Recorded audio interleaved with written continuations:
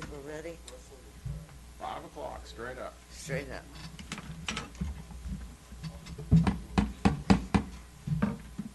I would like to bring this, go ahead.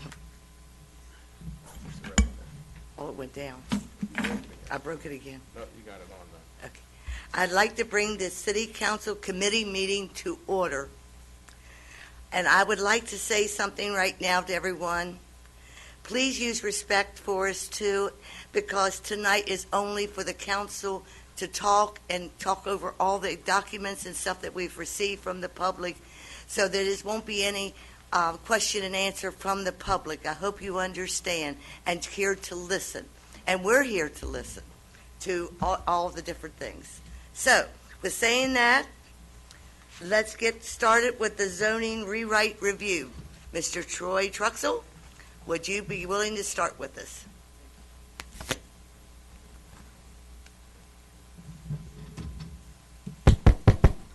Testing. Okay. Good evening, Mayor. Good evening, members of council. Troy Truax with Michael Baker. Tonight for your workshop, we've prepared a very brief, kind of informative presentation to, again, what we heard on May 6th was public comment from the 2 public hearings.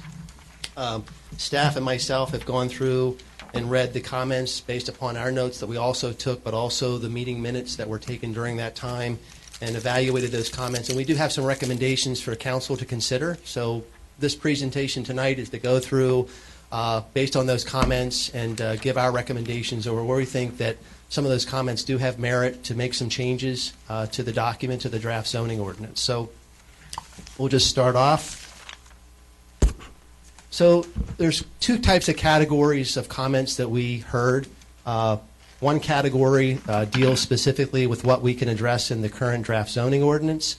The other category comments deal with code enforcement issues, and those are separate from the zoning ordinance, but certainly questions and items can be addressed through the planning department, which is where the code enforcement originates. And I know that staff is also evaluating those comments relative to code enforcement. So tonight, we're going to focus just on what we have area of view is the zoning ordinance. So we're going to deal with comments that deal with impacts to single-family neighborhoods. So we heard a lot of comments relative to what we can classify as the densification to those neighborhoods. Rental units was talked about a lot. Again, this is both a zoning issue but also a code enforcement issue. We're just going to deal with the zoning part of it. And then another comment that did come up that also has some historic type of context to concerns that expressed relative to parking. There's one way that we can think about that from zoning, but we'll talk about really it's another type of matter that has to be looked at. So going forward, so just again, to reiterate and just give some context, your current 1970 zoning ordinance, if we think about some of the comments that we received dealt with converting of single-family units to 2-family units. Right now, those types of units are permitted as a use by right in the various residential districts and that particular business district that's shown. So this is your current zoning ordinance. That's what the current zoning permits today. Also, with respect to 2-family units under the RUA, the current RUA zone, in your current zoning, if you will, context, the minimum lot requirement, so that you have to have a 2-family unit there, you have to have at least a minimum of 10,000 square feet lot. So what that means is that anything 10,000 square feet or greater, those lots shown in blue are currently today with a building permit, you could actually build a 2-family unit on those lots. So that's today. So I think what we've tried to think about is understanding the comments and how the public gave feedback that they didn't want to see like the SR district to be densified or having any conversions or the potential of more density to occur outside of what currently exists. One thing that we're recommending then, again, what you're seeing on the screen is we've gone in and made some suggested changes to the use table in this case. So what we're recommending is that make the two-family dwellings, because there are two-family units that currently exist in the SR today. So we would say to have more opportunity through the BZA process, to have public input, is to make two-family dwellings a use permitted by special exception, not by right. So what's shown on the screen there is what would be the proposed change in that table. So the R, which is permitted by right, would be deleted, and then it would be SE for special exception. We're also recommending that the minimum, and establish a maximum lot size for two-family dwellings. What we're meaning then is that anything less than 10,000 square feet lot size would be allowed to have a two-family dwelling occur. But if I go back to the previous slide, what that means is this map, all that blue, because those are lots 10,000 square feet or larger, those blues would go away, and the blues would be more concentrated towards the center of the city, because that's where the smaller lots of 10,000 or less exist. Does that make sense?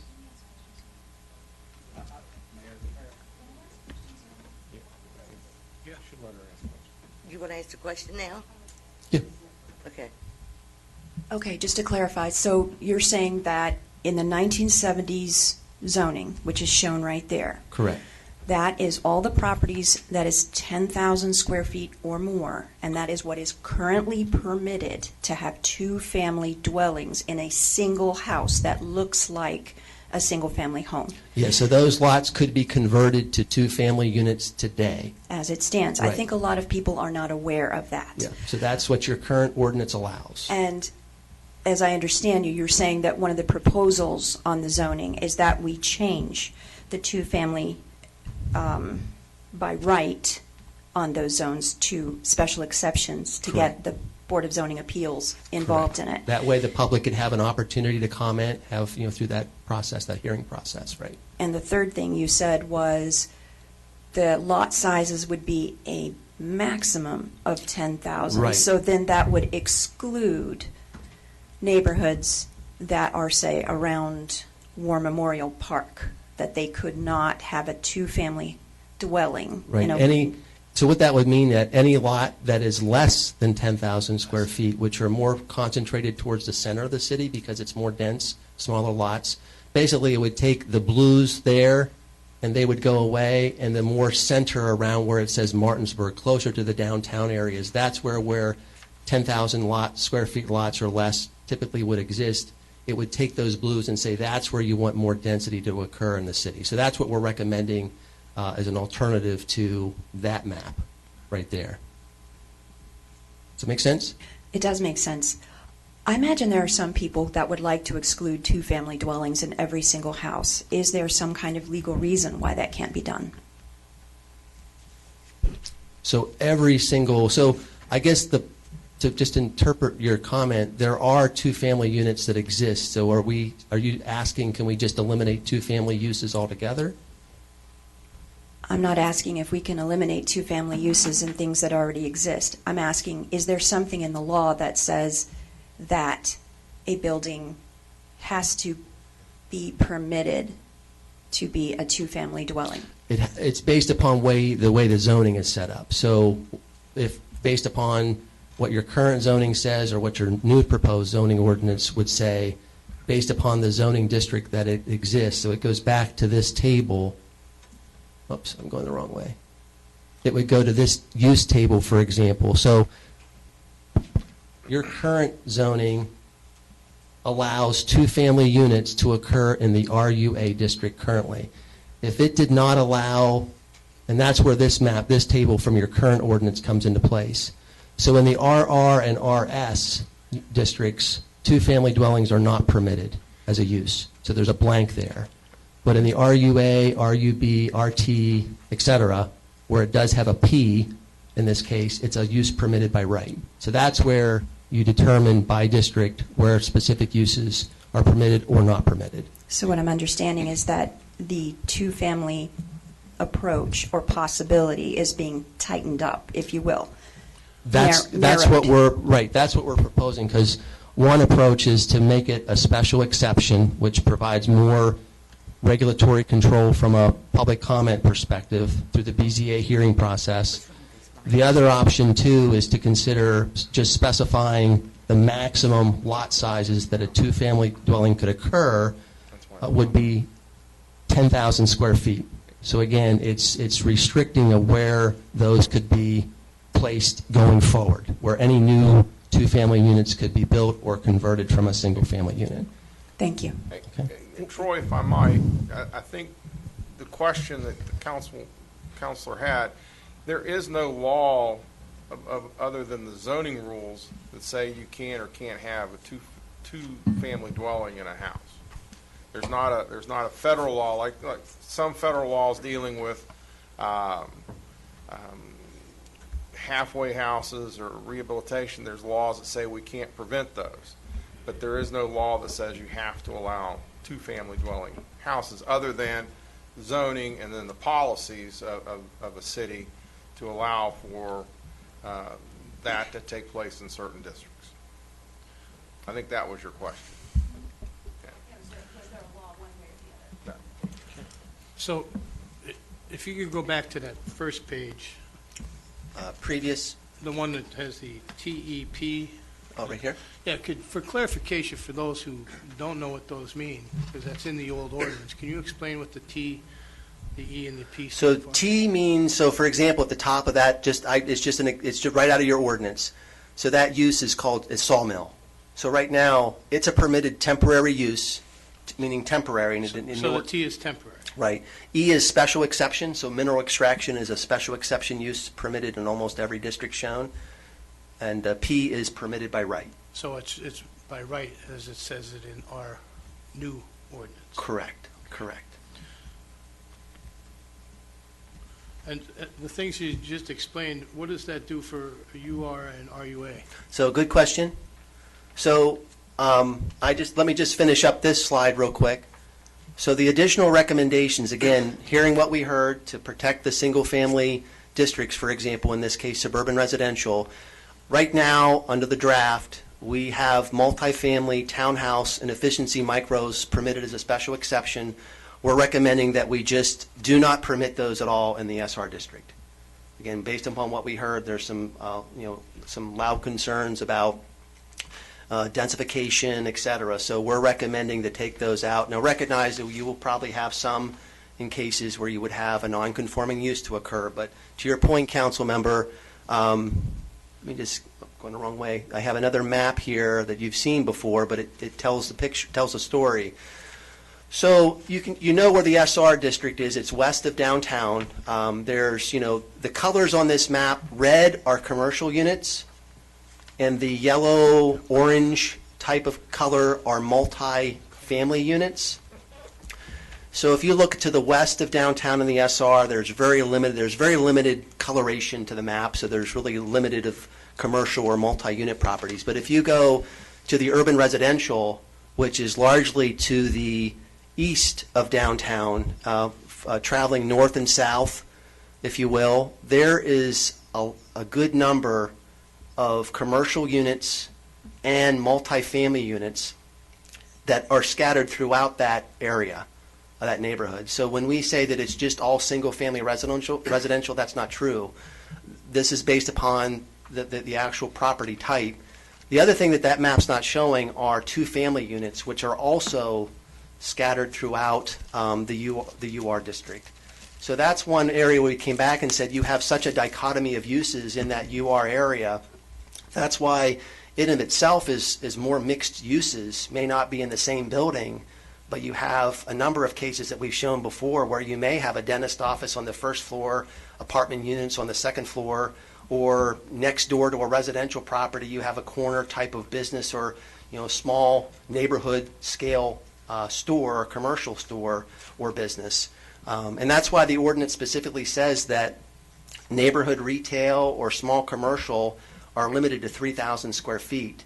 So there's a comment about placing a Dollar General, like in some of these areas, those building sizes are much larger than 3,000 square feet. So we limit neighborhood commercial as a type of use, retail, if you will, neighborhood retail, to only 3,000 square feet maximum. Does that answer your question, Councilman Knowles? Yes, for now, yes. So So is this clear of, kind of the recommendation here? I think we're, through this recommendation is to really address what we saw as some of the comments of the densification of the SR neighborhood. I think, going back to the UR district, we're, thinking about, okay, what if we try to take the same approach in the UR versus SR? I think that this map is trying to show that That's what I was gonna- did I reverse it? No, when you finish this about the two-family dwelling, we have a question to ask council. Okay. That's where we're saying, because you've got such a mix of uses in the UR, you would be having a lot of non-conforming uses occur if you would eliminate additional types of residential, or just limit it to single-family detached and single-family attached. That makes sense. So for example, on this, that's why we're still recommending that single-family detached, single-family semi-attached, two-family dwellings are all permitted by right in the UR. And then the additional multifamily townhouse and efficiencies are by special exception. So there's still that oversight from the BZA in terms of the hearing process if somebody wanted to make a request for those types of uses in the UR. Councilman Knowles, does that help answer the question? Yes, it helps. Okay. So is there a question I can then answer? Mayor, this is when you need to see if there's a consensus to make that change. Yep. And I think, if I might, Your Honor, I think what we're looking to, so that we can get this, look at the draft of the ordinance, there's several of these recommendations that are being made, and there needs to be, if council is interested in making this change, then at this point in time, we can talk about a consensus for this change only, not for the whole ordinance. And as we go forward with these recommendations from Troy, then we can look at each one of them. There may be Make some. a consensus, Yeah, so is do a there, consensus for each. for each of these these recommendations.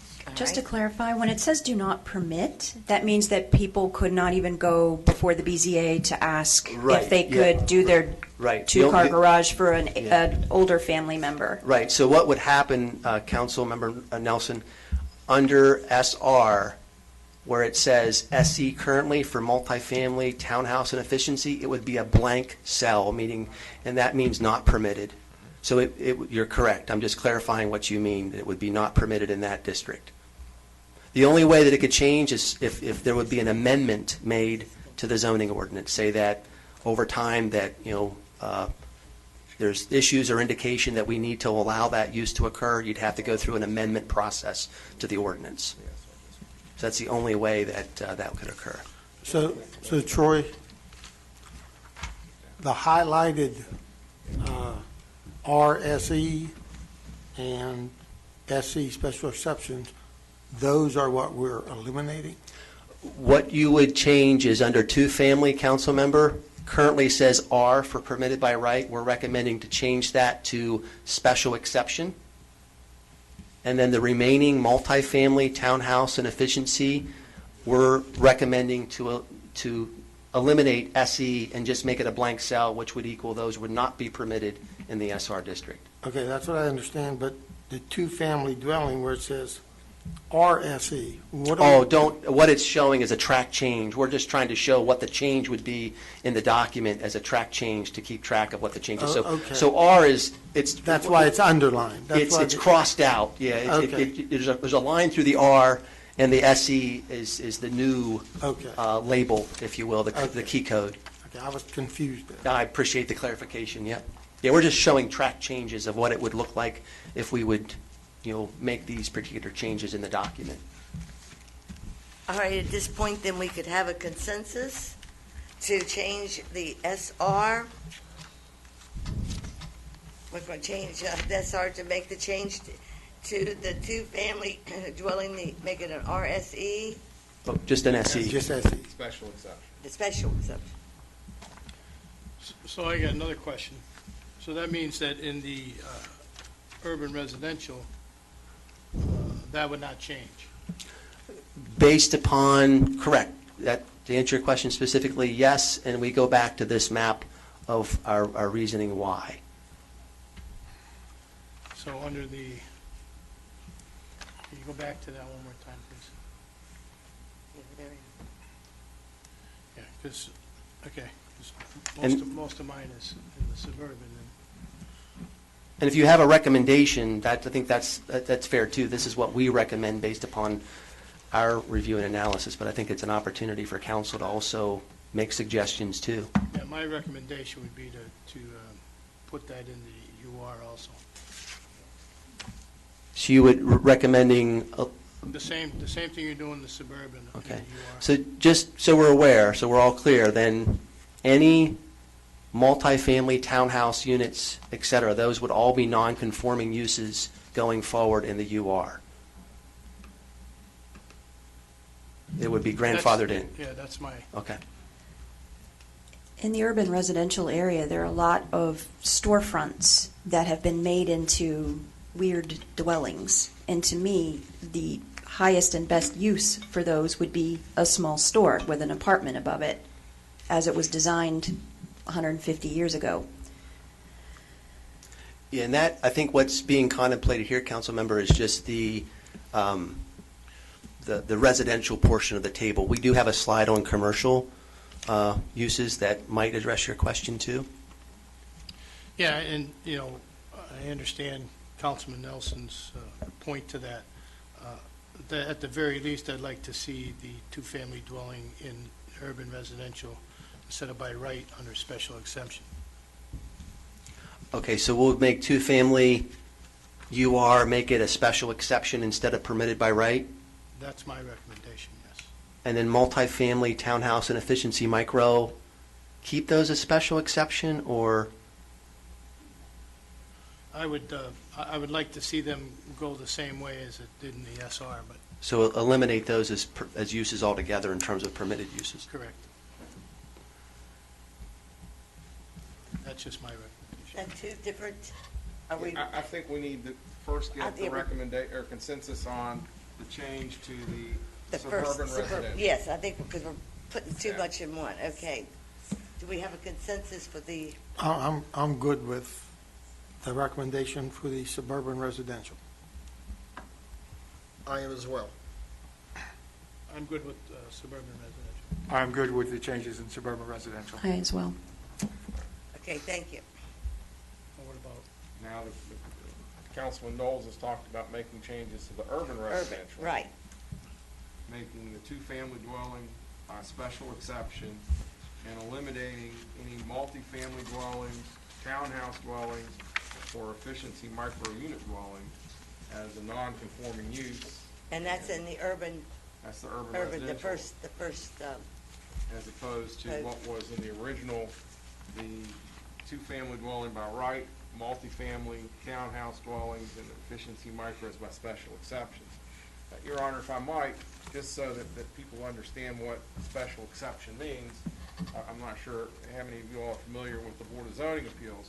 The Board of Zoning Appeals, whenever there is something going on in a zone that is not allowed by right, they have two different functions. One is a variance.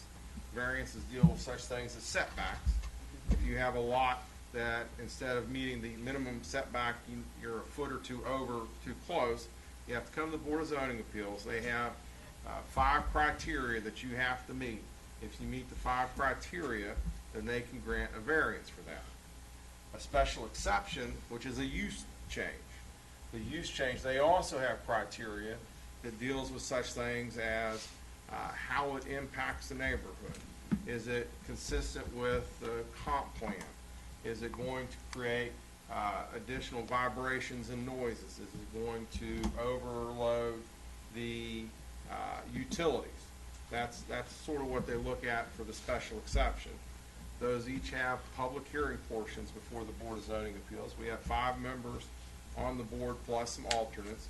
It takes a majority of those members to either grant or deny it. So that is a public hearing that would take place at a special exception. so you've made that clarification after we've already gave a consensus about the last special exceptions. Well, I think we talked about this, but I just wanted to make sure that we all knew what the special exception was. Question. Mr. Truax, do you have any information on investment in a downtown area when zoning has been clarified for potential future investors? It's a tough question because, in terms of like any specific studies, but typically, if you do encourage more of a mixed-use environment, as your traditional downtowns have been, they tend to do well. Your downtown is doing well. Look at the Shenandoah Hotel. It's turning back into a mixed-use building with almost full occupancy of the residential units. So that's, as an example, is indicative of how these micro-efficiency types units are in much demand. When you have it just come online here within the last, 6 months or so, and then you have almost a full occupancy, there's a big demand for it. But again, I think it's being said that there's a place for that versus a place not for it. And having, it downtown with, higher density, easy access to services, including public transportation, is a way to go. But I think, too, you can start to see where if you exclude out uses, like in your downtown, then you're going to really limit its reinvestment opportunities and growth opportunities. So really, downtowns are truly your mixed-use areas, and we try to take that same context with respect to how did the city grow over time. So a lot of the UR was kind of the second tier of growth in the city because of the railroad, the industries that were there. There was like a lot of workforce, where your workforce lived and where they shopped. That was before the malls, the larger grocery stores. So if you look at historical context, that's the urban residential area that we see now. You can see the grid pattern street, and then when 81 came into place, then you started to see that sort of outward growth to the western part of the city, where you had also easy access from 81, but that drew in some of the single family, the SR, what we call the SR, the current RUA areas. So, if I'm answering your question specifically, but there's a lot of, kind of empirical type of case studies that could be looked at to say, how you zone your downtown is different from how you would zone other areas in your community or where it might be. Does that help answer the question, Councilwoman? It does. Yeah. I am looking for greater investment in the downtown area, and as the person that represents downtown and an urban residential area, and somebody who absolutely loves Ty Martinsburg and good-natured, I would like to see more of those things occurring, and I'm wondering what is the best way to make that happen. Yeah, so the best way is to take the mixed-use approach where you're limiting size. So that's what the ordinance does. So like the small, neighborhood retail, small restaurants, cafes, things that you can walk up to or what have you. We do limit the size. It's 3,000 square feet or less. So these aren't large, buildings that are going to be impacting neighborhoods. They're limited in size. So again, the mixed-use approach is what you want to try to encourage in those areas for reinvestment, because what it does, it allows for more investment opportunities because you're allowing for more of a mixture of uses versus another area, just take SR. The investments you see there is going to be far limited because we're really limiting the amount of, other than single-family residential, we're limiting a lot of other activity that could occur there. So you can just use that as an example where investment would occur and where investment won't occur, and that's where we're talking the seating, that's by design. So we don't want to see more densification of the SR neighborhoods. We want to keep those intact as they are. We don't want to see more intrusion of any other businesses come in there. And then counter to that, we do want to see more investment in the downtown. We want to see more investment in the UR because that's some of the older parts of the city that could use reinvestment because some of the older buildings, et cetera. So I think that's just by nature. You can use a lot of other examples. Downtown Charlestown, Ranson, Shepherdstown, you can start to see where that investment is occurring because they allow a mixture of uses, and you can see the opportunities that have grown out of those three examples just here nearby. That's true. They do have storefronts on the Yep. ground level and apartments Correct. above it all through Shepherdstown. And historically, that's the way the downtown buildings were built. Those multi-story buildings usually had some mixture of uses integrated into them. Just that something else that we may also need to think about, and Troy indicated that we'll be creating non-conforming uses when you start eliminating uses, and as Councilman Knowles pointed out, but maybe I should have said that before we dealt with the first consensus, but when you start creating these legally existing non-conforming uses, that creates a problem in your areas. Something needs to be done to that property. They can't do it. They can't make improvements to it. They can't expand it because it's a legally non-conforming use.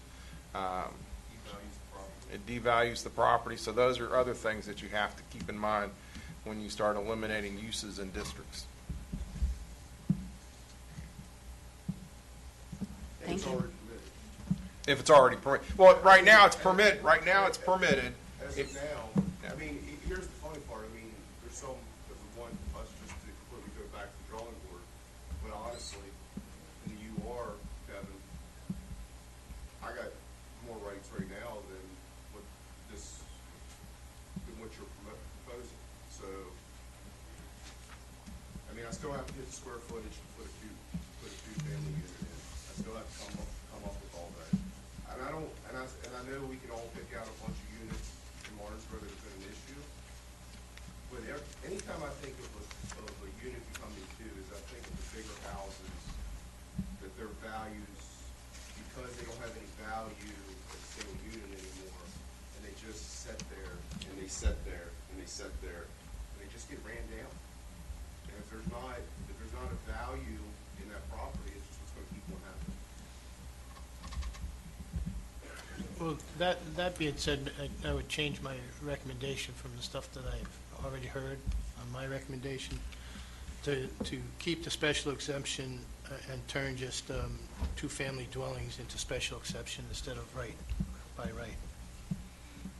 Well, So that, in the first column, that still won't change the consensus, would it? No, This is different. this is the second Yeah, consensus. this- He's asking for the only change in that column dealing with the urban residential, to change the two-family dwelling from a by right Right. to a special exception. That's the only change And he's down. we did get a consensus on But that. that's for That was- that's for the different one. Different that's a one. different zone.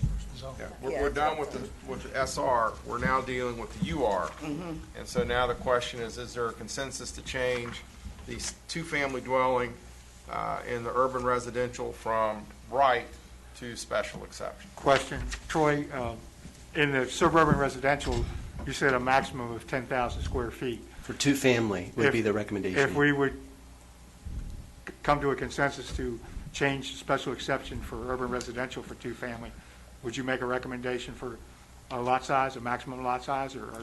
Yeah, I think that would apply there, because that's where a lot of your smaller lots exist, right, Dina? So, yeah, that would apply equally to the SR and UR in the two-family dwelling case. 10,000 square feet? Correct. So it would stay at the 10,000. Well, we would change, right now, your current ordinance says a minimum of 10,000. Right. Right now. So that's right there. The minimum lot requirements right now are 10,000 square feet. So anything, that's why you come to this map, where right today, all of those lots are 10,000 square feet or greater. Those could be converted to two-family units today. What we're saying is, let's make the maximum 10,000, so that you have to have a 10,000 square foot or smaller lot to have a two-family unit on. And what that does is concentrates those blues into the center versus being on the outer rim right now.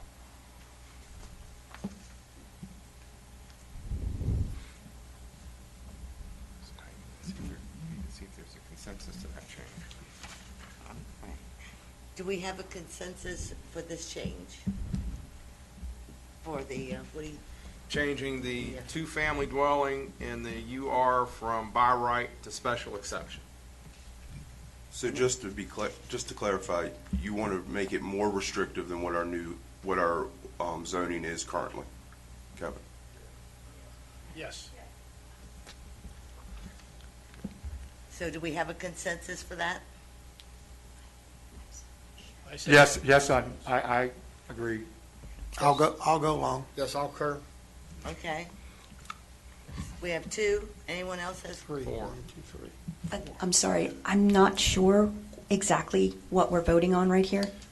The consensus is, do you want to change what the current zoning ordinance, not current 1970 zoning ordinance, but the proposed zoning ordinance from this two-family dwelling in the urban residential by right, the consensus would be to change that to a special exception. Then that's saying that somebody who buys a building to put a storefront in where a store would go and to put apartments up above it has to go to the BZA to ask permission to do that In the urban residential zone, in the urban residential zone. yes. So, So somebody who wants to put in apartments over Uncle Joe's Barber Shop, for example, has to go to the BZA to ask for special exception. That's not urban residential. Okay, that's downtown.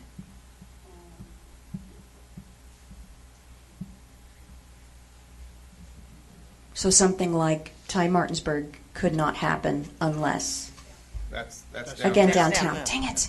That's your area. That's a story. The best example would be something like Jump's Grocery. Yes. You couldn't put Jump's Grocery back in there and have a apartment above it. Without the special exception.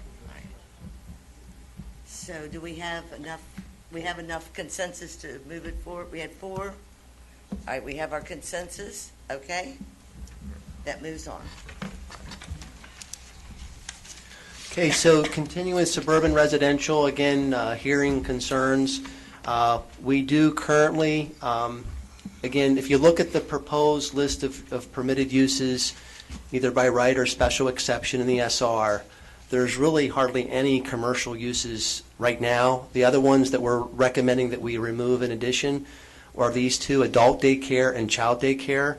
Remove those from the SR districts. Again, just we largely started off with having very limited commercial or business uses in the SR. We do know there's several business uses, but in this case, we're also recommending let's remove adult daycare and child daycare. So truly what's going to happen in the SR, you're really making that almost a pure residential type of zone. And like we just talked about, it would be limited to single-family, detached, attached, and 2-family dwellings by special exception.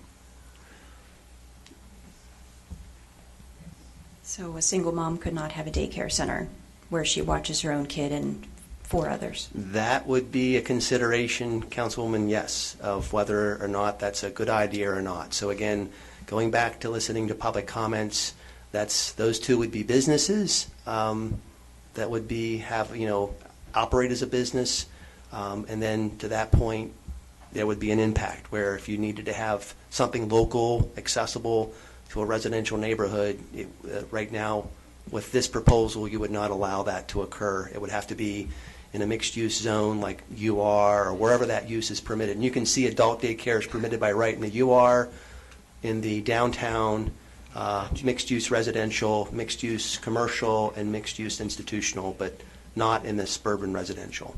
So you do have options relatively close by, but it wouldn't be in your specific neighborhood, in this case, as an example.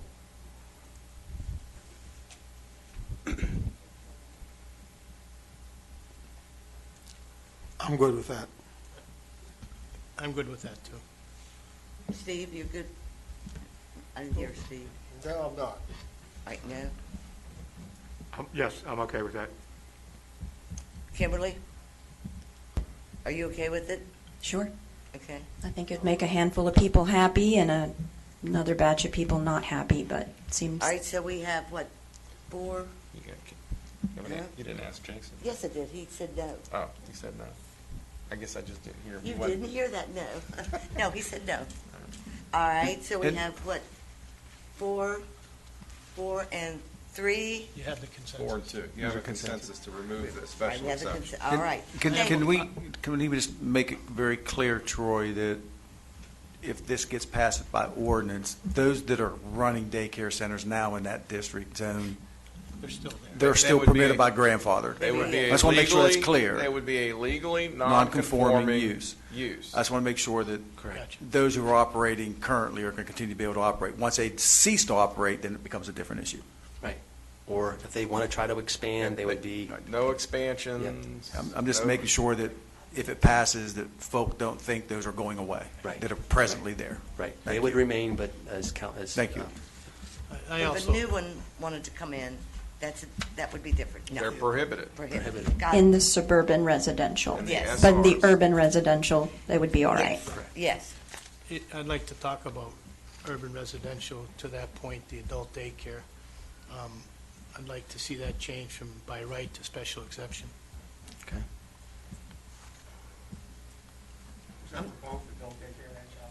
I'm sorry. Childcare is already a Child's special. Already special.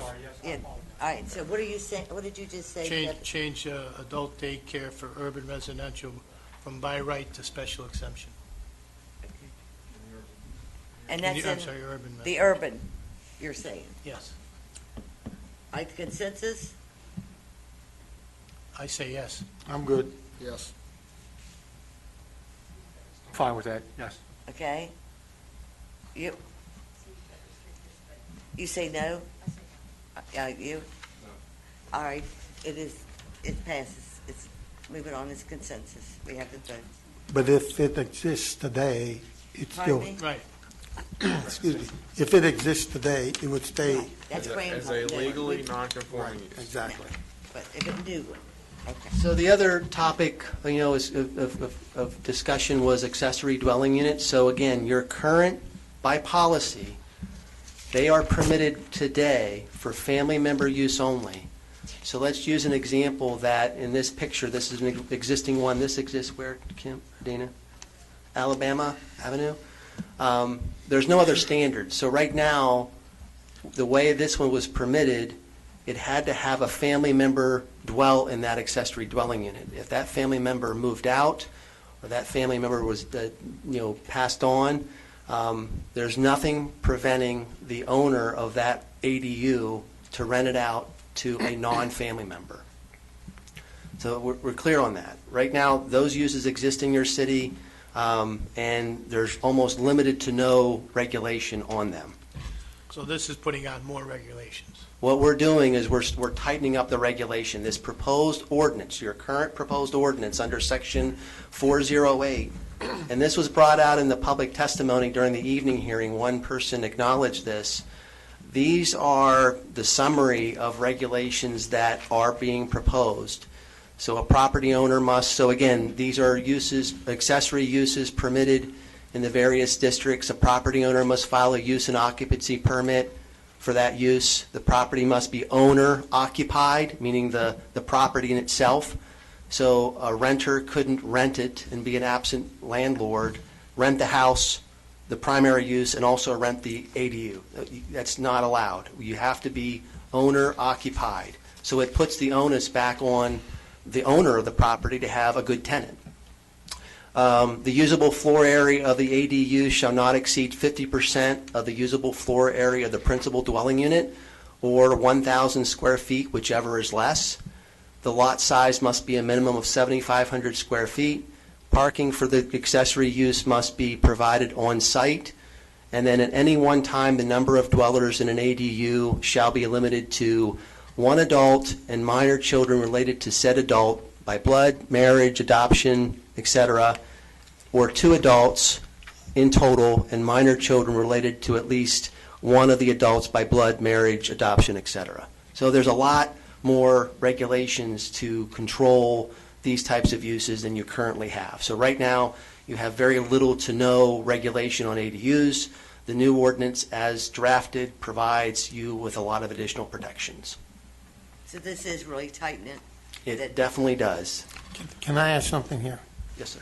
Okay, if, say, my son lived in such a dwelling as pictured, and he moved out, could my daughter move in? If it's owned by your daughter, so if your daughter's... No, if I owned that property. If you own that And I property. lived in the primary house, but I had the dwelling, a smaller dwelling beside it, and my son lived there. Yeah. But So- he moved out. And your son is acting as a renter, I would assume, in Yeah. that case. So that answer is no. You'd have to be, number two, the property owner must be owner occupied. No, Dennis is No, saying no. that he would be in the property. Oh, I'm His sorry, son I'm moves sorry, out. council member, I'm sorry, yep. So if you're, as the owner, are residing on the property. Yes. Then that's permitted. But my son moved out, but my daughter could move in. Yes. Because I she's misunderstood. related. I misunderstood. I Okay, misunderstood. all right. So it's family only. Family only in the ADUs that have to be related by family? So, no, so the property owner must, so think about this. Living in the ADU do. If you own the Right, property, right. Councilman That's Knowles, what I mean, but you the have to, peop- you have to reside on the property. Understand that, but the ADU has No. to be, At any one time, the number of dwellers in accessory shall be limited to one adult. It doesn't have to be a family member residing in that ADU. Oh, I thought it had to be I thought it family said member. that. No, the property owner must be owner occupied. Okay. So Okay, the property owner. the property must be owner He's going to live in occupied. the house. The owner's going to live in the house. They have the ADU in the back. Correct. Who other than related by blood can live in that ADU? So it could be a non-related family member in that ADU, but again, there's restrictions to say that it's limited to one adult, minor children, that they themselves are related. Well, you by said, blood. you said No, non-related. no, it's, the people living in the ADU have the relation. Have to be, Have to be related to Related. the person. No, who no, owns the no, house. not the person that owns the main unit. Okay, If I moved in with a child, okay. the child has to be related Okay, to I me. got you. Okay. I don't have to be related to Dennis. See, I misunderstood that myself. I thought the person in the ADU had to be related to the property owner. And that's why I was asking about the renter, yeah. that Okay, was it. I got you. Okay. Yeah, very so we don't good. want to pack them in. So as long as there's a relationship with the tenants of the ADU, they, as a tenant of the ADU, are not related or don't have to be related to the property owner. Gotcha. But there has to be some relationship with those tenants living in that ADU, and that's the last bullet there with those two sub-bullets. Those are the restrictions there. Got it, thank you. and no street parking, correct? It has to be on-site parking. Right, parking for the accessory use must be provided on-site.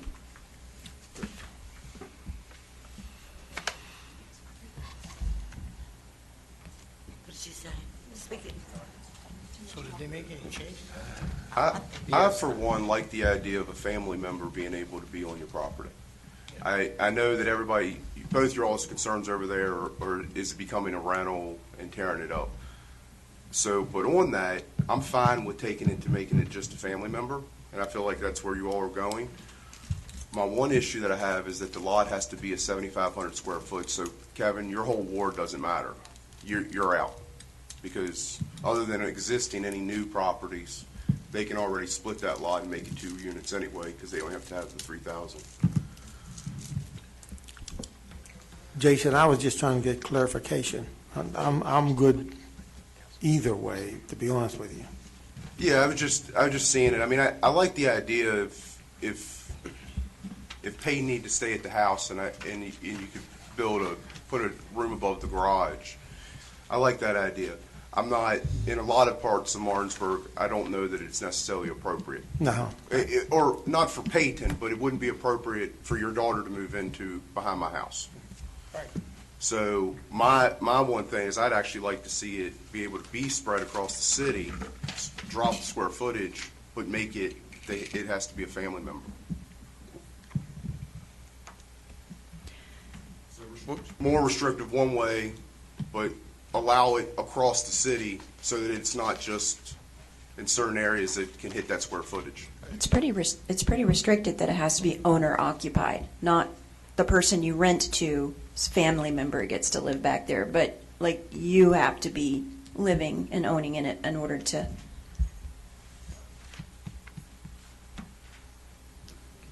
Yes, but it also basically at the 7,500 square feet, you're restricting a good chunk of Martinsburg that they don't even have an able to do it.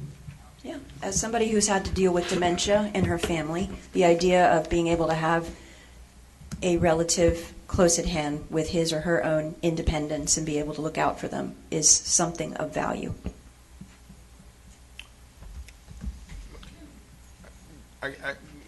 Jason, are you saying, I mean, currently, I can let somebody, I can build an ADU and have a family member move in. That's the current regs. And that's what you're proposing. What happens, though, is once that family member moves out, passes on, or whatever, are you saying that that ADU then needs to be torn down? I guess it's a game room now. Man cave. And I'm okay, and I really am, but I do think that all zoning should have an opportunity of this, not just simply the zoning that allows for 6,500 square feet. So for me, I almost would like to drop the square footage completely off of it, or put it at a square footage that allows all zoning, which I guess we could go all the way down to 3,000 square feet. that you could have that dwelling, but it has to be a family member. Or used for the family. Because somebody could do it as they might put a bathroom and a kitchen in above the garage, but it truly could be a game room.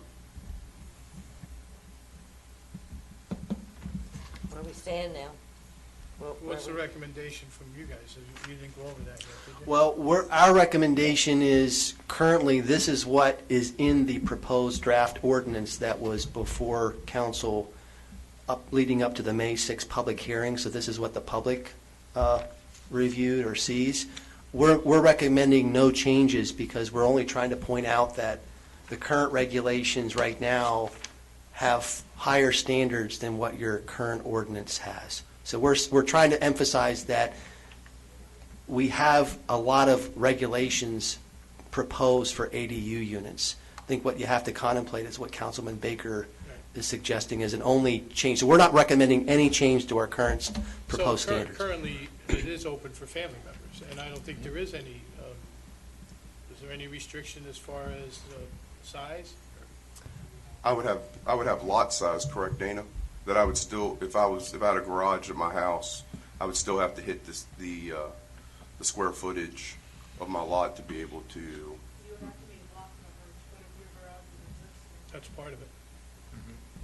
So it's already there, and you're just, I get it now, okay. Sounds, If your garage is existing and you convert it. okay. Family, I agree with the family members staying. I just would like it so that all zoning would have that opportunity if we have a new house that comes in there that needed to do that for a reason. I mean, think of my house that I just built on Raleigh Street, Kevin. If they wanted to build a garage because their mother is getting ill and they want to put a little one-bedroom apartment above it for her, you know, something like that, but that wouldn't be allowed because of the square footage of the lot. So what are we currently talking about in the proposed ordinance as far as where the ADUs, as you recommend, where are they going to be located? So they're right now recommended by right in the urban residential, special exception in the SR, suburban residential, by right in downtown, and by right in the mixed-use residential. They are not permitted in the mixed-use commercial or the mixed medical institutional districts. Sounds good. So again, they have to meet, obviously, the setbacks and impervious coverage. So there's a lot, just because it's permitted, they have to meet a lot of other standards. And then also, too, what we're proposing here. So again, that's where they're being proposed right now. Does that answer your question, Councilman Yeah. Knowles? Yeah, that's it. I just wanted to make sure that every zone is being identified, and if I heard that right, suburban residential is the only one that's got special exception. Is that correct? Correct, but right now, it's not permitted, these are not permitted in mixed-use commercial or the medical institutional Well, districts. that's fine, that's fine. But the square footage of the lot, Kevin, would eliminate it. Okay, Because with this would be the 7,500 square feet. I mean, correct me if I'm wrong. I mean, Yeah. you have to hit the 7,500 square feet Yeah, of a that's- lot. you're right. So if we have some development that goes on and somebody's building houses or redeveloping a piece of property and takes a piece of, and goes back to a traditional 40-foot lot by a 120-foot lot, they don't have the square footage that they even have that opportunity for a family member. That's why I was kind of saying, make it more restrictive and make it only family members, but allow it, just delete the square footage of that. delete or find another number, because that's. I would say make it, you don't have to delete it completely, but you can make it the minimum square footage allowed by the UR district. And what is that? 3,000. Okay. Would that mean then, I'm kind of a little confused on this. Are you saying then, like, the single-family dwelling in another area, they can add the garage on? Are we changing that totally? You could have, so Mayor, right now, what we're proposing is that in the urban residential, it's by right. Right. In the suburban residential, it's by special exception, so it has to go through the BZA process. Downtown, it's by right, and then mixed-use residential, it's by right. in addition to it being permitted by right, there's this list of additional regulations in that section of the ordinance where it defines what accessory dwelling unit is. You'll see this list, and I've bulleted them out as they're shown, but that would be the additional regulations that would have to be met in order to meet the use criteria. So if it's, even though it's permitted by right, if you can't meet these criteria as proposed, the use can't happen. Plus being a family member, the way we're talking about, is that correct? Right, so it sounds like the last bullet, if I'm reading Councilman Baker, that would basically, the use itself would be limited, the accessory dwelling unit could only be used by a family member. Yes. So you can't, what I think is being contemplated, you cannot rent it out to a non-family member. So And you, if someone just said, oh, they're related, we would have to we'd have to let them do that? so I'm trying to figure I know, which maybe I question. didn't say, but you're saying only a family member. Well, what if they come up and just tell the city, oh, no, that's my stepdaughter, and it isn't? There'd have to be Documentation. a documentation to prove that that's a family member, either by marriage or by blood, adoption, what have you. You have to demonstrate that that is a family member. Yeah, I guess we'd have to decide what degree. Yeah. Third cousin's okay? Second, I know. not. But we know how things can, Does putting that guideline on it create kind of an undue legal tangle? I hope. It holds it.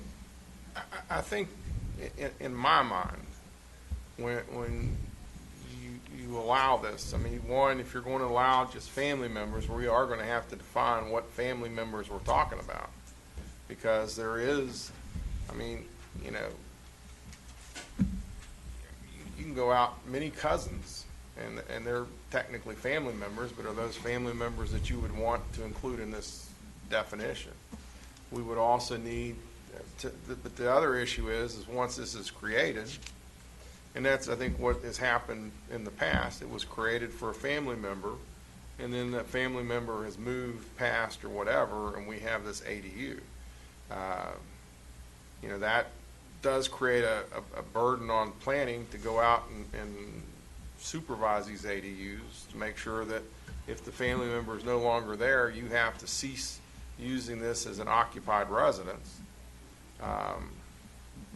Either, by some methodology.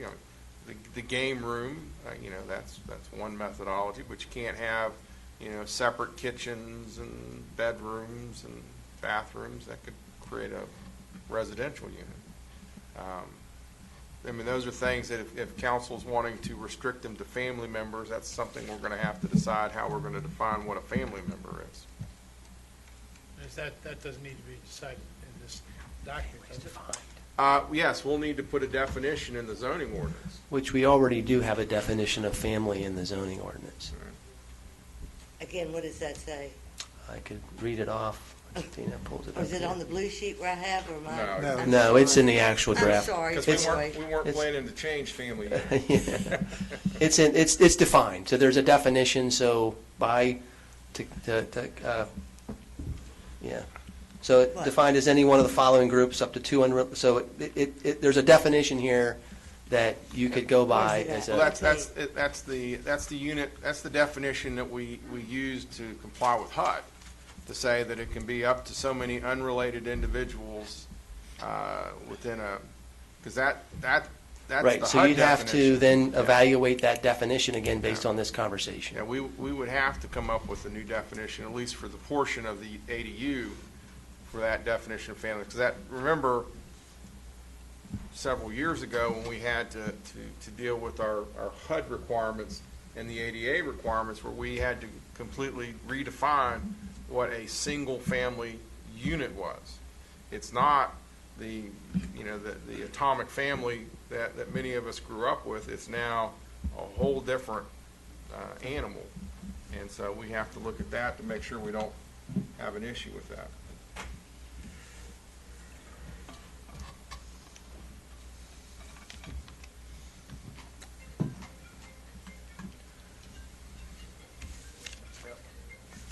Where we go from here then? Well, I guess the question, right now, Troy is recommending we don't make any changes to the ADU. And I guess the question is, do we want to make a change to say, I think there's two things that they were talking about. One is the lot size, reducing the minimum lot size requirement. And then the other is restricting it to only family members. So I guess we need to decide if we want to make changes, and if we do, if one of those two changes or both of those changes. All right, you've heard, My consensus is that we change it to family member only. We figure out our definition for that, and that we change it so that all zoning has an opportunity to have that, which would bring it down to the square footage of 3,000 square feet. My thought is, I've already been through this with family and Ward 4 and what constitutes a family and HUD and federal law, and that it is a big tangle, and we just leave it as it is. So you got two different. All right, what's Mr. Collins Ms. saying? Kim, or Councilman, I'm okay with changing it to family, but I'm going to throw another loop in there. It's by right now, correct? It's by right. Special in- exception. It's for, Special exception in SR, correct. By right in urban residential, could we, and I know we're in consensus on something else, could we change the UR to special exception? be up to council to consider that. wait a minute now. We can come back to We'll that have one. to, What I does, was gonna say, what do you got, well, we'll- that's your third one. Is there square footage involved in that, or are you keeping the same 7,500 square footage? Is that what you're saying, Ken? You're keeping the same? It wouldn't matter, Ken, because if you had the 6,500 square feet, all I'd have to do is go to an engineer and subdivide the lot into two, because I'd have a right to subdivide that lot into two, and now I'm just going to have a separate unit completely. So it's not going to matter. So you don't want to put a minimum size in then? Well, that's your call. All right. You want it. So you got two, you're a third. I'd like to keep it 75,000 with 7,500. 7,500 square feet and with family only.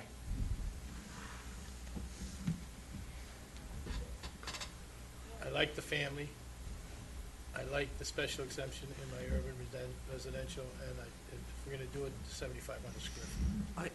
Did we change from the, think the special exception. We'll come back to the special Yeah, exception. that's- Right now, the question is, no change, family only, and a change on the minimum square footage. So right now, based on my count, we have one that's no change.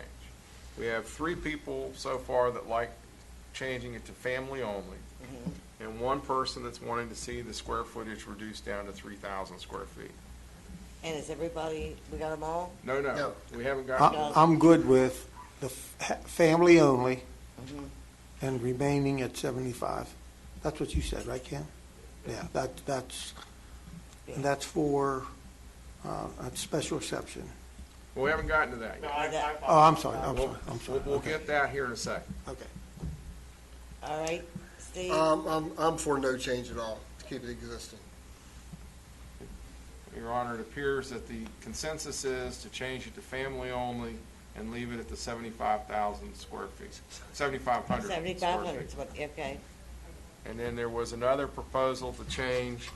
That's in what the- Mr. Collins, Yes. that's it- his, Urban residential. to do the, Urban residential from right to special Special exception. yes. And I agree with that. There's very little reason to do that.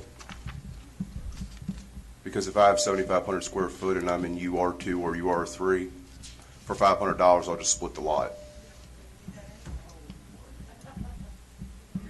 There's legitimately no reason to Not make everybody this would special know to exception. do that.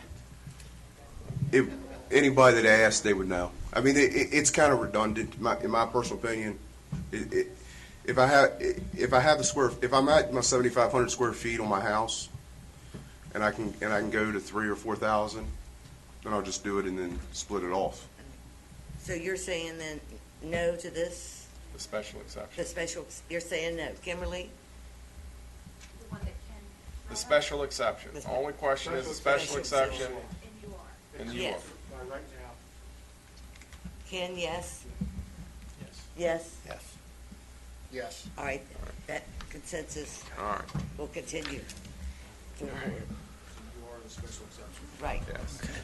All right, now we're up to the next one. Okay, the next one also deals with, under Section 501 of the proposed ordinance.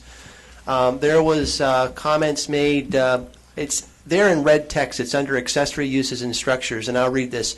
The current language says the exterior display and parking of equipment or vehicles for rent or sale shall be permitted, provided that the use does not create a property maintenance or other nuisance issue as determined by the city. We had a number of comments on this, so we're recommending we just simply remove that item under item 2 as shown on the track change, the red strikeout. So that specific statement there in quotes is what's shown in item number 2, bullet 2, and we're recommending remove that entirely. There it is. I like that, but by removing it, does it mean that it is prohibited? Yes. Yes, it's not allowed. I mean, you could explicitly state it otherwise, so I guess that's your question, Councilman Nelson, is to, write it so that it's actually prohibited, but if it's not in there, it's not permitted. Would you agree that Dana? Yes, if it's Yeah. not in there, it's not permitted. Right. That means you can't do it. Right. I'm fine with removing it. I am as well. I am. All right. Then that passes. Okay. I mean, it goes on. Okay, next one. So another concern that was brought up pertains to urban residential. Right now, the proposed ordinance has a convenience store in it, and convenience store is defined. But one thing that we went back and evaluated is that we need to make sure that it's differentiated with a convenience store with a gas station, like a Sheetz or something like that, or a Rock, if you will. So what we want to make clear here is that currently the convenience store is permitted by right in the urban residential, downtown, mixed-use residential, mixed-use commercial, and medical institutional. That's proposed. What we're recommending for the convenience store is to change it to be special exception, not by right in the urban residential. The second part of that is to recognize that convenience store, we would recommend that, again, the intent was to make it some type of neighborhood convenience store, making sure that it does explicitly say that that convenience store is limited to a maximum size of 3,000 square feet. Neighborhood retail. So neighborhood retail is already limited to 3,000 square feet in the proposed ordinance. So that gets back to your comment, Councilman Nelson, a little while ago. I said we're going to get to that. So also what we're recommending is make a distinct differentiation. So we're recommending let's add a use called convenience store with gas dispensing, permit those also by special exception, but limit those to just the mixed-use commercial district. So what that means is you could allow a Sheetz, which currently exists like on Edward Mullen Boulevard, up by the King Street exit of 81, down at the, there's a Sheetz down at the 81 exit of Route 9. So that's where the MUR, mixed-use commercial rather, excuse me, I misspoke, mixed-use commercial. That's where those uses exist. So we wanted to make sure, let's add that use because we want to make it crystal clear you can't put a Sheetz in the urban residential neighborhood. We don't want to have those neighborhoods impacted by a large use like a gas station, Sheetz, or a Rock. But we do want to encourage those neighborhood walk-up, like convenience stores that sells maybe some limited grocery items, dry goods, et cetera. It's defined in the ordinance. So hopefully that's clear. We're trying to acknowledge that people were afraid a Dollar General might be going in, and obviously to, again, realize 3,000 square feet is a limited size for those neighborhood uses, including convenience stores. So we're not permitting a Dollar General to be planted in the UR district. That would have to find another location where it would meet a size requirement. Does that make sense? Yeah, I'm not at all interested in creating any more brownfields in the downtown area or the urban residential area, the surrounding downtown area. So just to clarify, that no more gas pumping stations would be allowed, because there's one right now at the corner of Race and Raleigh. Right. And that's a small place. It's not a Sheetz, so it's, I mean, And what we would want to try to preclude is having like a Sheetz come in and buy up multiple properties and put a Sheetz downtown. Somebody kind of had creative thinking and thought that an entire block, like a company, like a Sheetz or a They Dollar could do General, that. could buy up all the houses and somehow do away with all the Martinsburg alleys that are Yep. owned by the city Yep. and So put what in a we're- Dollar General, right. which Yeah, what we're trying to- seems preposterous, but The intent was not to allow that to happen, but just to be crystal clear, this additional use, convenience store with gas dispensing clearly says that there's a difference between a convenience store and a convenience store that has gas pumps. So that's what we're trying to make a clear distinction here with by adding that use and also only permitting a gas station, if you will, to be allowed in the mixed-use commercial, which again mimics where Foxcroft Avenue, 81 corridor, that alignment where your current Sheetz, if I can use that as an example, Edwin Mullen Boulevard, exist. okay, thanks. I have a question. Wouldn't it make some sense, like the medical institution, to at least allow it by a special exception? I mean, there's obviously a need at that exit for a gas station. And I know Sheetz is, obviously we have a lot of them is in there, so. It's an example, right? You got Rock too, so we're not trying to be Yeah, preferential, but. some that has a little bit of food that it's That, close to I mean, them. I thought of that too. We thought of that as a potential, but again, because there's no current gas station that I'm aware of right at that interchange, we decided let's have you decide what the recommendation. So you bringing that up, Councilman Baker, is exactly what you need to discuss and deliberate. Because I'm sitting here and I'm thinking, if I go around medical areas, if it's Winchester or if it's Hagerstown or anywhere, it's not uncommon for a gas station to be right there.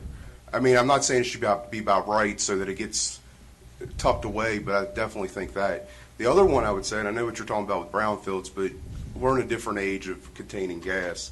I also think that having the ability to at least coming and asking for a special exception in the downtown, and we had a Sheetz many years ago beside us, isn't a bad thing to at least allow a possibility of a gas station. I mean, if you think of downtowns, I'm trying to think of downtowns that I can't get gas at within a block or two, and I don't know very many of them that I can. Well, I'm trying to create a more walkable downtown for walking people with feet. Well, Frederick has 3 of them, and that's probably the most walkable downtown in a 100-mile radius.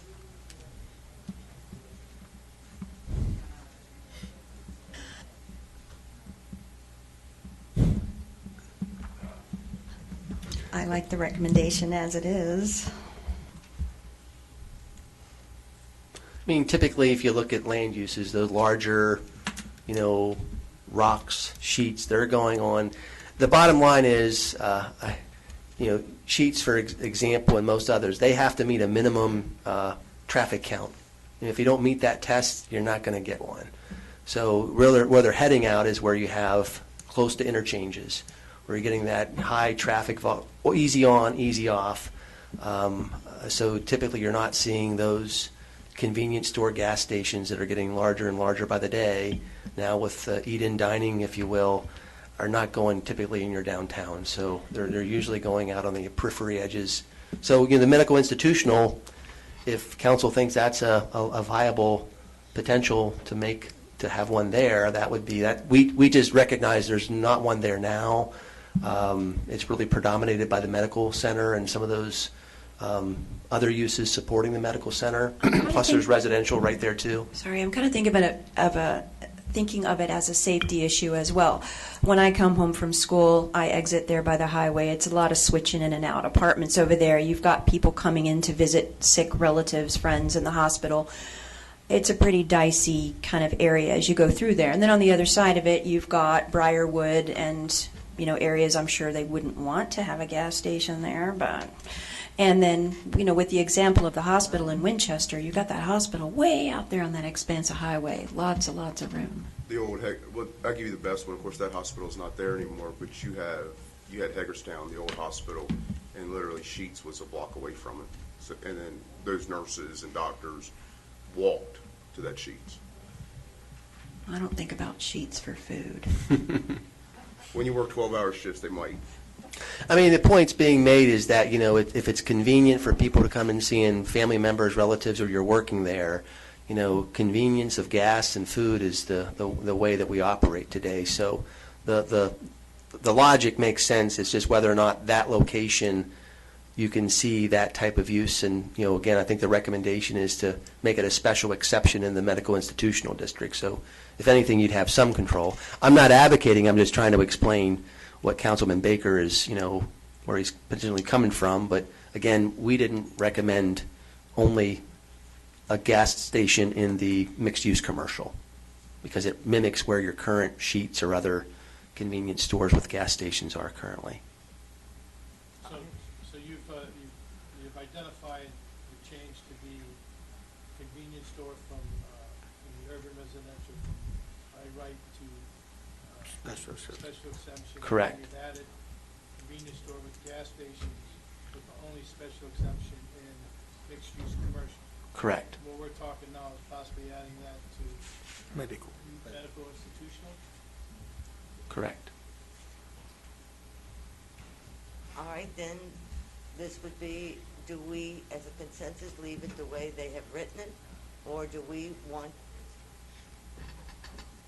The way it's originally written. right, The changes would be potentially special exception for a convenience store in urban residential, creating a whole new category of convenience store with gas station for the main purpose of then saying a convenience store is a place that doesn't sell gas.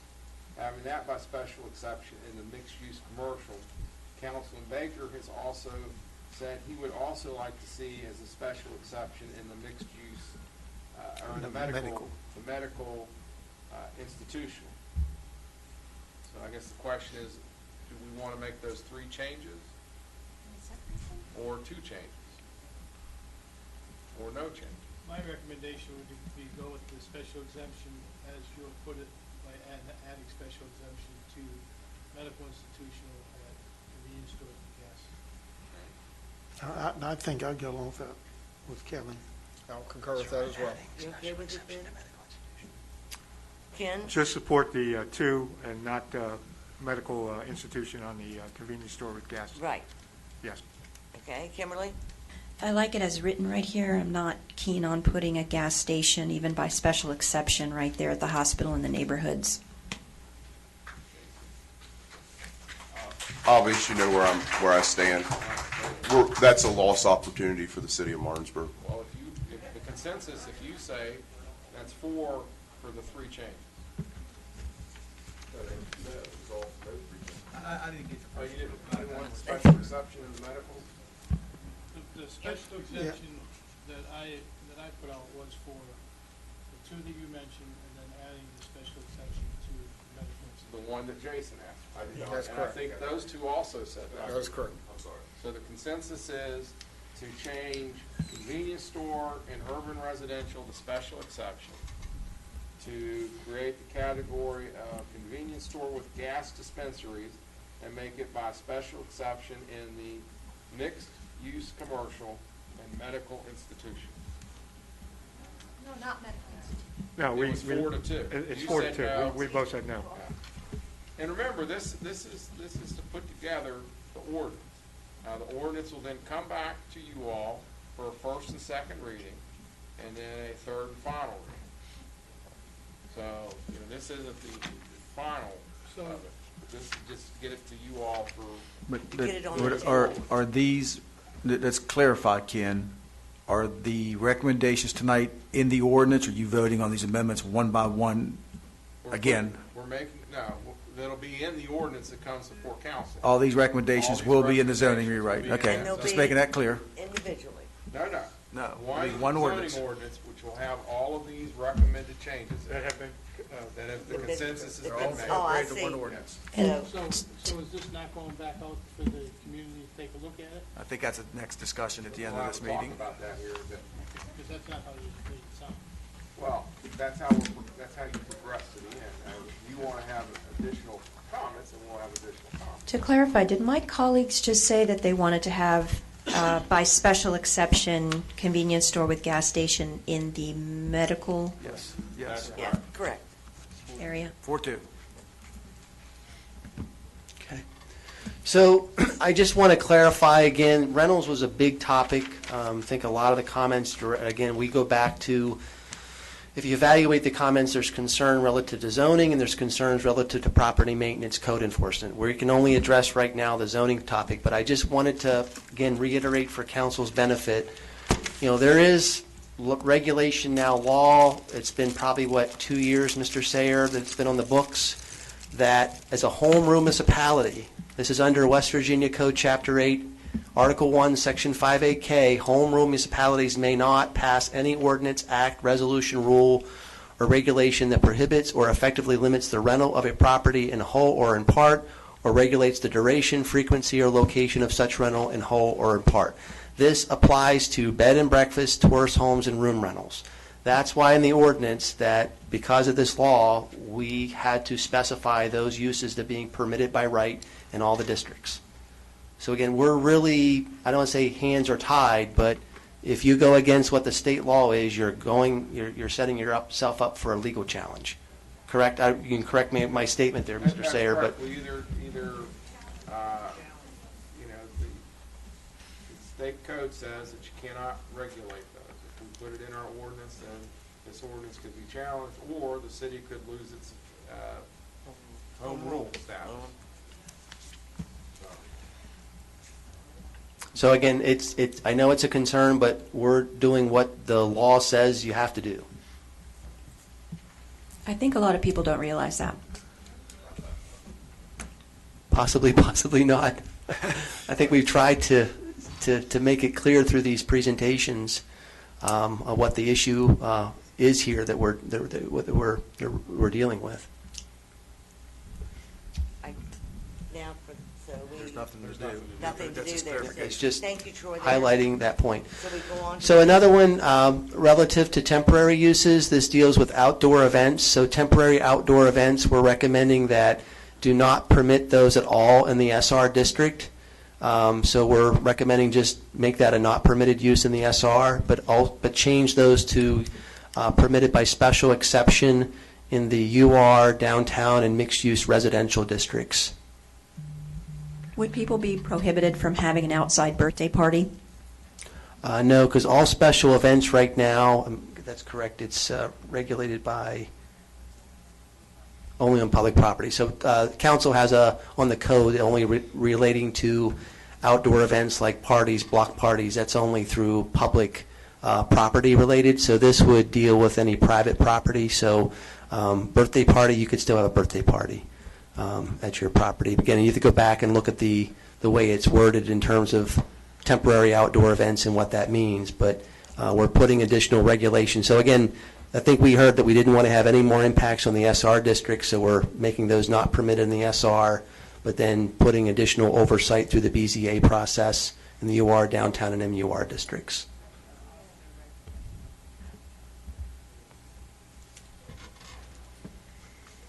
I'm okay with that change. Yes, I'm, well, Okay. I'm good. Kevin? Kimberly? Jason? Okay. Okay. So vehicle parking came up. There was, I know this has been an ongoing discussion. It did come up as a comment or two, but we thought it'd be beneficial to at least talk about it tonight. It is part zoning, but it's really not zoning if we look at it from the city's type of way they have to address this. So in sections 516, it does talk about vehicle parking, and what we're recommending to at least provide some further protections is that proposed addition basically adds a provision to prohibit parking in front yards except on designated driveway areas. So it would not allow someone to park vehicles or multiple vehicles on their lawn, front lawn. So we're really trying to say the place to park a vehicle is on the designated driveway area. But the other issue comes up is how do you deal with vehicle parking in general? Like, for example, commercial vehicles in residential districts. This really is a non-zoning issue because it's a much larger topic for discussion and potentially should be because of enforcement. How do you actually enforce that? May have to deal with other parts of the city code or other regulations. So one example is, for example, you might want to consider how the state of West Virginia classifies motor vehicles by classification. So that could be one area that you could look at of how you deliberate prohibiting parking of commercial vehicles over a certain weight and size limit, or place restrictions on days of the week and times for parking in residential areas. So again, there's no recommendation other than what we're saying here in the previous slide, that just add this provision under 516 about vehicle parking, but this really is a much bigger issue than zoning. It really should be addressed outside your zoning because of the enforcement and other types of deliberation that you have to evaluate here, because it's a big topic. So, I'll just say this. I was really concerned. I think, that so many of the people that's emailed me, people aren't going to be allowed to park cars in their yard and put for sale signs, and that was removed. That, we recommended removing that, and you took a consensus vote to remove that part of it. I just saw that on there with the parking. And then the only thing this does is just make sure it's crystal clear that parking in your front yard area is restricted to just the driveway area of your property. Thank you. I'm okay with 516, and I would hope that the council would address the ordinance of commercial vehicles on driveways. And that's a separate, Yes, it's as a a separate issue. separate ordinance, not Yeah. not affiliated with this. But Ken, you're saying the other. But that's two we're talking about, right? You're talking about one? 516 is what was recommended Right. here, and then I would, no recommendation. Review, a All different right, I process. will We're say- good. I thank you. I didn't understand. Okay, got it.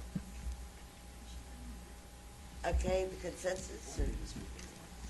You all need to speak into your Same microphone. with you. Oh, I'm not, oh, that you did, they did. I thought, I'm sorry, I thought, is it on?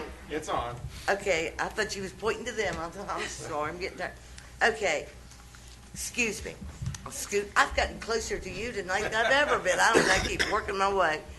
All right, then, do we have, oh, I'm sorry, Jason. I just have one question. I'm for this change, but why would we limit it to just front yards?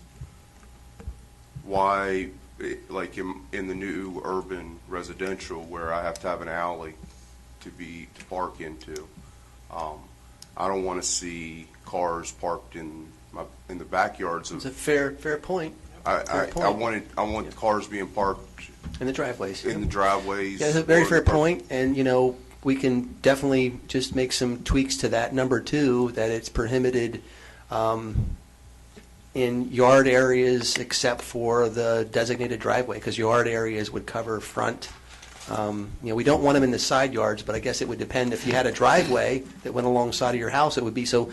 I guess thinking through this, Councilman Baker, is that we could just make it, instead of just front yards, we could change it to accommodate. That's a very fair point. I would agree with that. We're okay. Yeah, good observation. Consensus. I concur. I'm good, yes. Kevin? Good with what Ken No, I concur with what Jason just said. said, and I say- We went back with that. I say, So no parking anywhere except driveways. Is there Got any, Simply put. yeah, is there any provision about having big RVs or other kind of service vehicles? That would get to this issue. Yep, that would get to the much larger discussion of what you're excluding and, again, where they park, what times they, so it's a much, much bigger issue. Enforcement comes into play of how you enforce that, so that's why we're strongly recommending. And that's that would be a order. separate ordinance. That's what we're Separate recommending. discussion, yes. Right, right correct. now, that's not what we're talking about. No. The only thing, I just wanted to make it crystal clear, it's a non-zoning issue for the slide. Okay. Okay, next item. Here's a couple considerations, after staff has done some more investigation. I know Dana's got a call or two on this.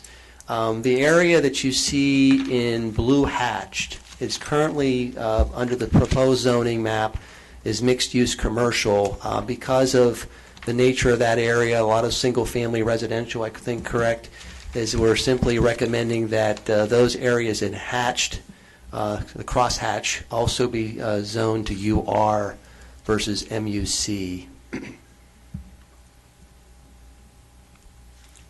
What's the streets that kind of hard to tell. North Queen Street, Attached to it. Mahler, Woodbury, Strine. Okay. So that's over in your neck of the woods? I thought we was out Wilson Street, right there. No, that's on this other one, okay. I think it was also to kind of prohibit any type of, just one block off of the main thoroughfare there, is to keep that restricted to MUC along that corridor. Then that's another reason. MUC being mixed-use commercial. Yeah, that's what's underlying in orange, but the hatch blue would be a recommendation to change those particular parcels to urban residential. So Bob's Tire, Pack-In Motors, Enterprises on Queen Street, trying to think a couple of the others that are in there, they would no longer meet. That's Moeller Avenue. Moeller Avenue. Yeah, that's out farther on. But I think this is on the north side where they show the hash marks, Jason. Is down on the north side coming down. I don't know, the map's a little small. I can't see it. What street, Dana, be clear what streets you're talking about.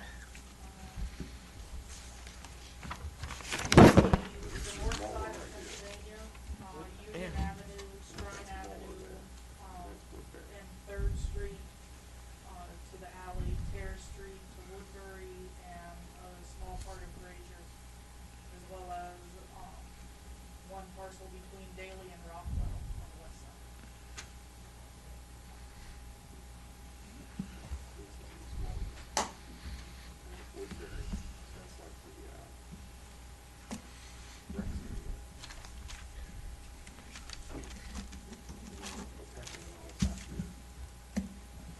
Yeah, that's further out. Yeah, that's It's not. further east. Yeah, that's outside. It's further east. This is really up there. Okay, all right, I didn't know where we, I'm okay with that. Yeah, Jason's okay, it's his ward. Well, it is your ward. Well, it made a little more sense with the big Yes. map. I could Right. get I my know. bearings of what stores and stuff are we. I know. That we were Protecting messing that, with. that residential side, yeah. So that's your consensus? Yes. Yes. is this side It's Jason's ward, and I'm good with it. Fine with that recommendation. done? Yes. Okay, thank you. Okay. The next one here is in the area. There's a senior care home that we did not identify being located there. It's tucked back in off of which road? Oh, sorry. Gloucester? Correct. So that really should be zoned medical institutional because the use is lending itself to medical institution because it's a senior care facility. Can I see that map? It's this one. I'm good with that. Here, you want, if we have, you, I don't know where it's at. It's over off of, I understand, but I can't see the streets. Firewood Street, it's off of That ain't Tavern nothing. Road. Don't feel bad, Kevin. I can't see it either. It's important to be able to see it. It's off of Tavern Road, right, yeah. Yeah.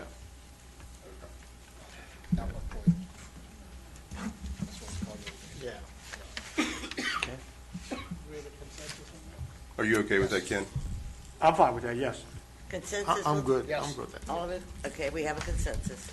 Okay, and I think the last one here is, with respect to urban residential, there is, I think we talked about a number of, various businesses, but, one thing that we've seen too is low-profile ground-mounted signs are limited to square feet, 12 square feet, so 3 by 4. But there are a number of churches or nonprofit types of businesses, what have you, that exist that would give them the opportunity to have a low-mounted ground like a monument-type sign, but again, limited to 12 square feet, 3 by 4 would be the size limit to give them that. Otherwise, they just have to have a wall sign is the only other option they have for advertising their business or property. Can you give some examples of these? In terms of So like what a ground-mounted sign is, or the monument sign is what you're asking, or? I'm asking for, in our community, some specific signs. All I can think of is like an attorney sign that used to be The senior center, senior center. Okay. a lot of churches have them in the neighborhood as well. So when the building is set back, you're saying it would be helpful to have a sign closer Right. to the street Yeah, that would churches, identify it. churches might put their service times, and so they have the top, of the church name is typical, then they would have a little marquee that they would be able to advertise Sunday school or church service or special services. So that's what you typically see accustomed to these types of uses. But we wouldn't have homemade signs. No, of- these would be regulated by, They would- low-profile ground, like a monument sign. So it usually are brick or some type of That's what I- masonry that's what I was construction. thinking. Yep, correct. And they're fastened, I mean, they're by definition, they're anchored to the ground. So these aren't just Okay, they're something just- thrown up. These have to be constructed per the I was like, definition. right, I needed an example of what. They usually have some type of masonry foundation that they're anchored into. Like the Martinsville, like our entrance signs. But they could be smaller, right? They could be Yeah, smaller. smaller. Yeah, we don't meet our own requirement on that. There's a good one in Dennis's ward. You have that, I think it's called Rosemont Professional Center, right beside the church behind Rosemont Elementary. right. They have a Yeah. sign out there that Right. tells you that there's 2 or 3 businesses in there, very tactfully done. But if you were coming there, you could take a look at it and see Right. what's in that building. I think same way with the Briarwood signs, so those professional Yeah, done, right. I think it's good. All right, do we have a consensus for that? Yes. Yeah, we're Yeah. Yes. Consensus, let it pass.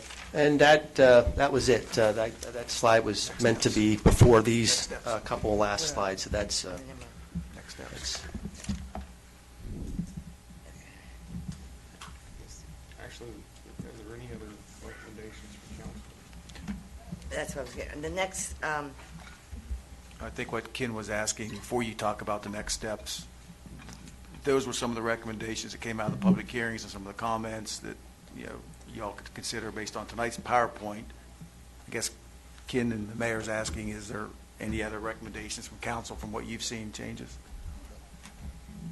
you're okay then with what we've got? Do we have wording in there about highest and best use? No, in terms of, no, there's no specific line. It's usually like some type of, you deal with a study to determine what the highest and best use is. So again, this goes back to your comprehensive plan, existing uses that exist there. So we took a lot of that into consideration. So, that's the basis, if you will. Okay. Yeah, I think there's some wording in there that maybe we need to take a look at and some of the different terminologies that they have, instead of using, should or may, why not using shall, because there's a lot of, I'm sorry, thank you. Well, maybe now that I said it all, I'm done talking. Say it again. I'm going through cleaning up the document a little bit about some of the language, the words being used, should or may.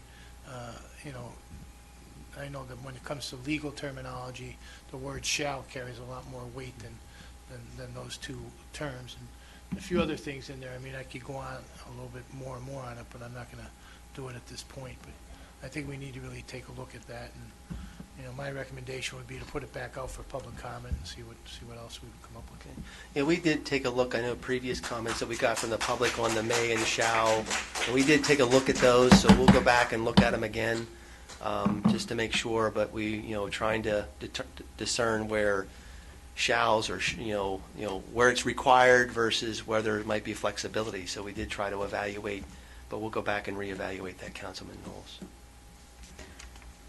I have forwarded all the emails that have come to me. I have actually put them in a chart, charting where this person lives, what area, what their comments were, took extensive notes, have gone over the video a couple of times, have forwarded them to you, and I'm looking at what you've put in there, and it's been quite extensive, and it's been the majority of what people have been saying, or their worries. And a lot of their concerns, which is really interesting to me, have been what they fear will happen is what's already happened under the current zoning. And having somebody tell me that we should not adhere to state or federal law,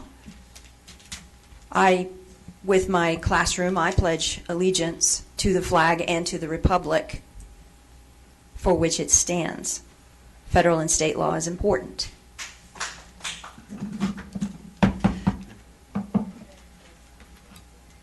All right. We need to move forward with our next steps. We're going to move to go on to take these, go with this to the next council agenda, correct? Councilman Knowles. No, I made a recommendation that Councilman, that it goes back out for public comment. I didn't make recommendation for the council to take it and vote on it.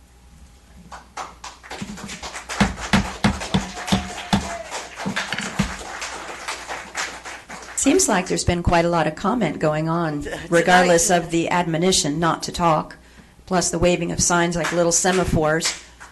Seems like there's been quite a lot of Now, let's comments. not get over, let's, come on. We all want to get this properly. I'm sorry, Ken. Your Honor, the requirements of the statute from this point forward would be that the changes would be made to the ordinance. And then the statute would then require it to come back to council for the first and second reading. That's what the statutory requirement is. And then there would be a third and final reading. Of course, at each of those meetings, there will be public comments and time for people to talk. But that is the requirement of the statute. Now, council can do what they want to do as far as other actions.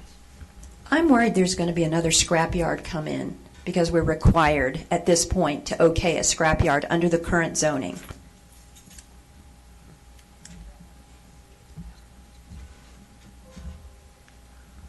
All right, then, will we have the consensus?